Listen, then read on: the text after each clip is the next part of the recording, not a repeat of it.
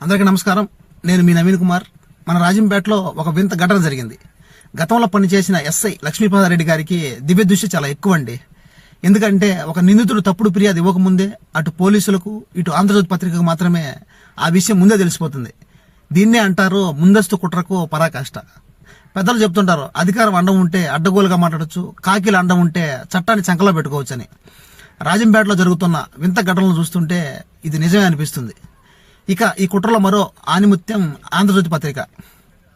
పోలీసులు, నిందితులు, పత్రికా ప్రతినిధి అందరూ కలిసి ఎంత చక్కగా ప్లాన్ చేశారంటే అసలు గొడవేంటో కూడా తెలియకముందే బాధితులపైన అవమానకరంగా తప్పుడు వార్తలను వండేశారు. బహుశా ఈ పత్రికా విలేకరికి వార్తలు సేకరించడం కంటే వార్తలు సృష్టించడంలో ఎక్కువ అనుభవం ఉన్నట్లుంది. నిందితుడు కుల అహంకారంతో తిరిగితే బాధితుడినే దోచిగా చూపే ఈ వార్త వంటకాలు చూస్తుంటే సమాజం ఎటుపోతుందో అర్థం కావట్లేదు. మన రాజ్యాంగం అందరూ సమానమే అంటుంది. మన చట్టాన్ని సంకలో పెట్టుకుంటున్న దొరలు మాత్రం నేను తిడితే మీరు పడాలి, నేను కొడితే మీరు భరించాలి అని కొత్త భాషను చెప్తున్నారు. మరి ఈ అహంకారపు దొరలకు మన దర్యాప్తు అధికారులు వంతపడుతుంటే ఇక సామాన్యుడికి రాజ్యాంగం ఎందుకు, న్యాయస్థానాలు ఎందుకు? పాపం మన దర్యాప్తు అధికారులు చాలా పని ఒత్తిడి ఎక్కువ అనుకుంటా. అందుకే ఎస్సీ ఎస్టీ చట్టం ప్రకారం 60 రోజుల్లో దర్యాప్తు పూర్తి చేసి ఛార్జ్షీట్ వేయాలని చెబితే వీరు ఏకంగా 577 రోజులు తపస్సు చేస్తున్నారు. ఈ 577 రోజుల్లో నిందితుల సాక్ష్యాలను మాయం చేయడానికి కాదు, బహుశా నిందితులు మనసు మారి క్షమించమని చెబుతారేమో అని వీరు వెయిట్ చేస్తున్నారా?